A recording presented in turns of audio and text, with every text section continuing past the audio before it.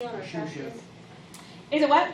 Is this the excuse me, is the non-normal stuff going to be on our practice video? Not today. Okay. Today, we won't, it doesn't come, we'll practice Chebychevs a little bit, but if it is not normal, so this, right at the top of this, it explains the empirical rule only applies to things that are symmetric and bell-shaped, what we call a normal distribution. Chebychev's theorem can be used to find the minimum percentage of data values that fall within the given number of standard deviations for any distribution. So if it's not normal, then we can use Chebychev's theorem. Now, notice though, with Chebychev's theorem, it does say it can be used to find the minimum percentage of data values that fall into the standard deviations. It's not exact. It's just the minimum amount that we think will fall in that particular standard deviation if it's not normally distributed. So the expression for Chebychev. It's kind of a fun name. Yeah. Was that the name of the person who came up with this, like their last name? Yes. All right. Where am I? Okay. Is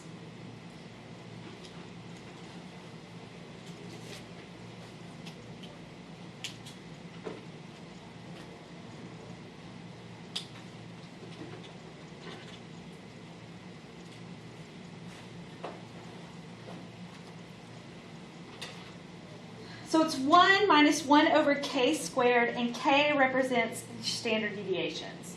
So the 3 steps to find the portion of data when we're going to use k equals 2.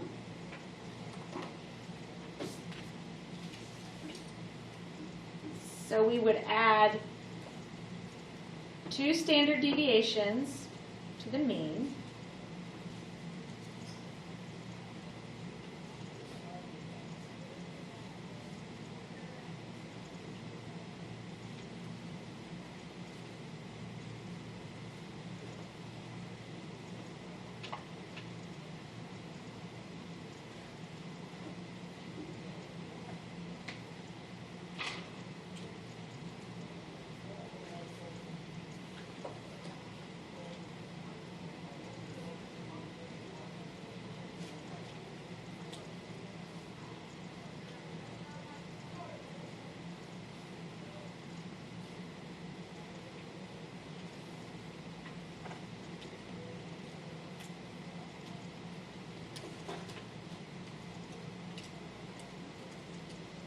Why are you adding subtracting?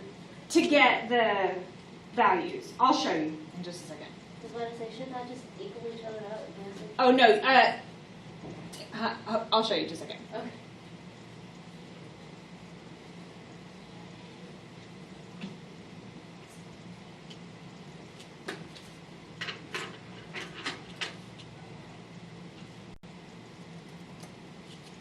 I'm not sure why I didn't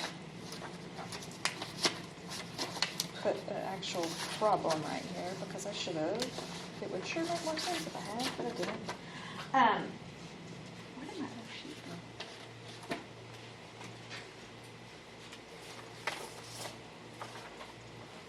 go? Okay, so let me show you what I mean. So it's not, to use Chebychev's, it's not normally distributed. So let's say that my data, instead of being like a nice bell curve and being unimodal, let's say my data comes out to look like this.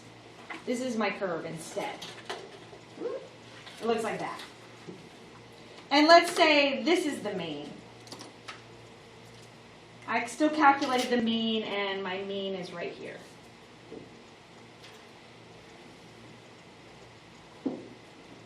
So, and let's just say, just for argument's sake, that my mean is 10 and my standard deviation is 1.5.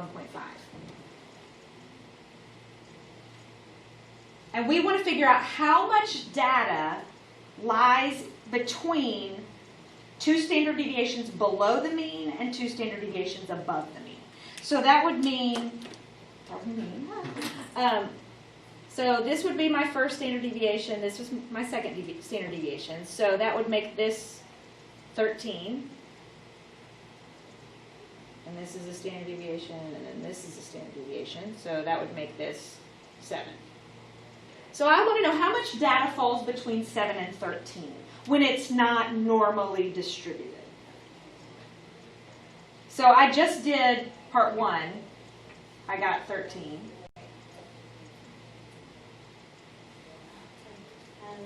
Lord, I don't know where we are anymore. Wait. So K is the number of standard. The number of standard deviations. We just have one, right? Okay, so I see what you're asking. I'm so The standard deviation is 1.5. Okay. Okay, so here's my mean. These are all my data. Do you understand what that bell represents, or that curve represents? No. No? Okay, I don't know. that's where it gets We confusing. have 2 means? No, we have one mean. Okay. Okay, hold on, I'm going to draw a picture. This looks like a canvas. Can I see that real quick? Yeah. Okay, so a curve is just an outline of a histogram. And a histogram represents data points, right? So remember we put all the things in the bin and then we drew a histogram?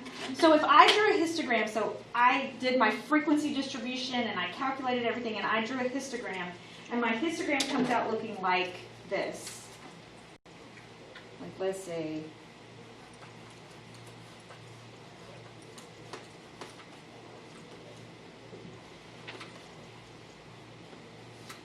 so here's my histogram. It is not normally distributed. I've got all these crayons for one more. It's not normally distributed. But I still calculated the mean. So that's where my shape comes from, is from a histogram. So it ends up looking like this, instead of being normally distributed. Are you good so far? Yeah. Okay, so I still calculated my mean, and I got my mean to be 10, and when I found where 10 was, it's like right here. So I marked the mean. And then I did what we did the other day, and I found all my data points and subtracted the deviation and squared it and found my standard deviation. And my standard deviation came out to be 1.5, which means if I add a standard deviation, then that means my first standard deviation away It's 11. is 11.5. My second standard deviation in the positive direction is 13. Are you good so far? All right, so I can do the same thing going in the negative direction. I can go, okay, well that makes this 8.5, and that makes this 7. Are you good so far? Okay, so that's when the first step is to add 2 standard deviations to the mean. So the mean was 10, and I added 2 standard deviations, and I got to 13. And then subtract 2 standard deviations from the mean. So the mean was 10, and I subtracted 2 and got 7. But what I still don't know is, now if this were a normal distribution, I would know exactly how much data, according to the empirical rule, how much data lies between 2 standard deviations to the mean. 95%. 95% of all your data is in two standard deviations of the mean on either side.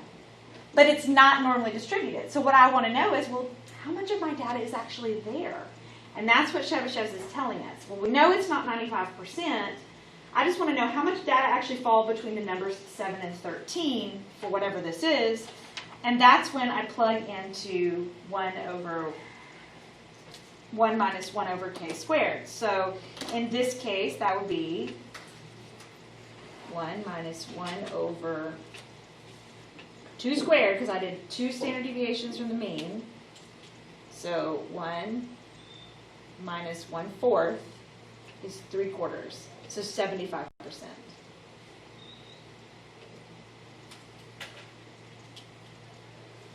Now, that's the minimum percentage of data values that will fall between these 2 points if it is not normally distributed. So, yes, ma'am? So we only did 2 standard deviations this time because it said K. Because it said 2. Okay. It could say 3. It could say 1. It could say 1.5. So in this case, 75%, they're saying the minimum number of data that has to lie between those numbers is 75%. It could be more than that. It could be closer to the 95%. It depends on how close the shape is to actually being normal. The more normal-ish the shape is, the closer it is to being 95%. The only number that we plugged into the equation was the k equals 2. Yep. So the rest of that The rest of that came from the fact that I just made up a situation. But you will need to know how to do it because they may say, what is the percentage that lies between two standard deviations and what data values are they?